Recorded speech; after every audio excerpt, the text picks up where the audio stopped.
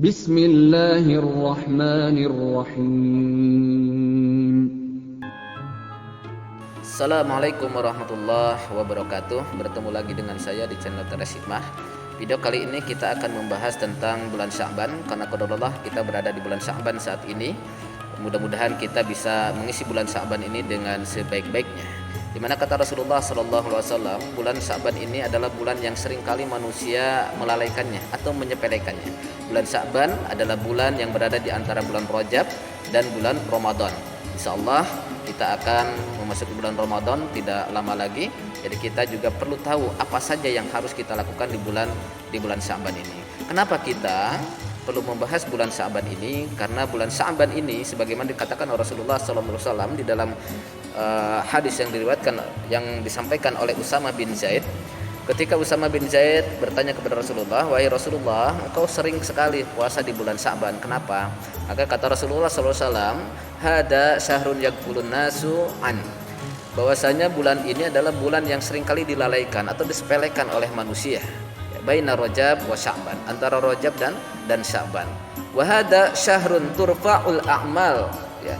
Dan bulan ini adalah bulan di mana amalan-amalan manusia diangkat. Turfa'ul a'mal ila rabbil alamin. Diangkatnya amalan-amalan manusia kepada Tuhan Rabbul alamin.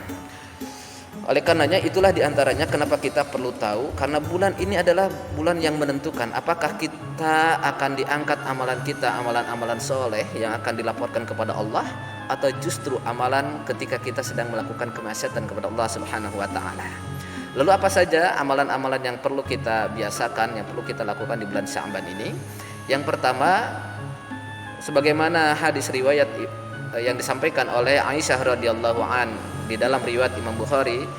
Aisyah radhiyallahu an berkata, "Kana Rasulullah sallallahu alaihi wasallam yasumu hatta naqula la yuftir." Rasulullah sallallahu alaihi wasallam di bulan Sya'ban itu sering sekali berpuasa sampai-sampai kami berkata beliau itu tidak pernah berbuka. Wa yuftiru hatta naqula la yasum. Dan beliau itu berbuka sehingga kami mengatakan bahwasanya Rasulullah itu tidak puasa. Hadis ini menunjukkan bahwasanya Rasulullah begitu sering beliau untuk melakukan puasa di bulan Sya'ban. Bahkan di dalam hadis riwayat lain dikatakan bahwasanya 2 bulan yang Rasulullah SAW dia senantiasa puasa, yaitu bulan Sya'ban dan bulan Ramadan. Artinya di bulan Sya'ban itu hampir sepenuh bulan itu diisi dengan puasa. Bulan-bulan yang lainnya tidak sesering, tidak sebanyak bulan Sya'ban Rasulullah berpuasa sunnah di bulan Sya'ban. Yang kedua, sobat, yang perlu kita ketahui tentang bulan Sya'ban ini, amalan yang kedua adalah kita mesti memperbanyak tilawatil Quran. Ini penting kita lakukan karena kita juga sering mengalami kegagalan di bulan Ramadan. Ketika Ramadan awal kita mampu membaca Al-Quran berjuz-juz, tetapi berikutnya disusul hanya tinggal 1 juz, bahkan berikutnya lagi tinggal 1 lembar, bahkan berikutnya kita sampai tidak membaca Al-Quran. Kenapa? Karena kita tidak membiasakan dulu, kita tidak pemanasan dulu. Maka di bulan Sya'ban ini adalah bulan kita melakukan latihan amal, kita melakukan latihan pembiasaan tilawatil Quran. Makanya salah seorang ulama di kalangan tabi'in yang bernama Imam Yahya bin Salamah bin Kuhail, beliau mengatakan, "Kana yuqalu syahrul Rajab syahrul Qur'an." Ya, dulu kami itu menyebut bulan Rajab ini sebagai bulan para pembaca Al-Quran, karena orang-orang itu semuanya baca Al-Quran. Di setiap tempat, di setiap waktu mereka selalu mendawamkan dengan tilawatil Quran di bulan Rajab. Lalu yang ketiga, sobat, yang perlu kita tahu amalan di bulan Ramadan, yaitu kita perlu membiasakan amalan-amalan soleh di bulan Sya'ban ini. Segala macam, sholatnya, puasanya, sedekahnya, ziarah, silaturahim, dan lain sebagainya. Kenapa ini penting dilakukan? Karena lagi-lagi bulan ini adalah bulan latihan, sehingga nanti ketika kita memasuki bulan Ramadan, kita sudah terbiasa dengan amalan-amalan soleh. Kita tidak kaget, kita tidak menjadi umat yang kaget-kagetan. Dikasih puasa kaget, dikasih tarawih kaget, dikasih sahur kita kaget, ya. Sehingga banyak orang yang tidak mampu menuntaskan bulan Ramadan dengan sebaik-baiknya. Oleh karenanya salah seorang ulama mengatakan, yaitu Abu Bakar Al-Balkhi, beliau mengatakan syahrul Rajab syahrul lizar wa syahru Sya'ban syahru lisaqi zar wa syahru Ramadan syahru hasadi zar. Bulan Rajab adalah bulan kita menanam, dan bulan Sya'ban adalah bulan kita menyirami tanaman tersebut. Sedangkan bulan Ramadan adalah bulan saatnya kita memanen hasil tanaman kita. Oleh karenanya hadirin sahabat sekalian, bahwasanya bulan Rajab ataupun bulan Sya'ban ini merupakan bulan di mana kita berlatih diri sehingga kita bisa memanen amalan-amalan di bulan Ramadan nanti, dan kita bisa meraup seluruh keberkahan bulan Ramadan tersebut manakala kita sudah mempersiapkan mental dari sekarang, mempersiapkan kesiapan, mempersiapkan iman, mempersiapkan amal ya, dengan persiapan-persiapan saat ini. Selain itu juga sobat, ternyata puasa sunnah di bulan Sya'ban ini oleh sebagian ulama diibaratkan seperti sholat sunnah rawatib, di mana sholat sunnah rawatib mampu menutupi kekurangan-kekurangan pelaksanaan sholat wajib, sholat fardu. Maka puasa sunnah yang kita lakukan di bulan Sya'ban ini pun sama halnya bisa menutupi dan melengkapi kekurangan-kekurangan atas puasa yang kita lakukan di bulan Ramadan nanti. Jadi sangat beruntung sekali ketika kita memperbanyak puasa dan memperbanyak amalan-amalan soleh di bulan Sya'ban ini.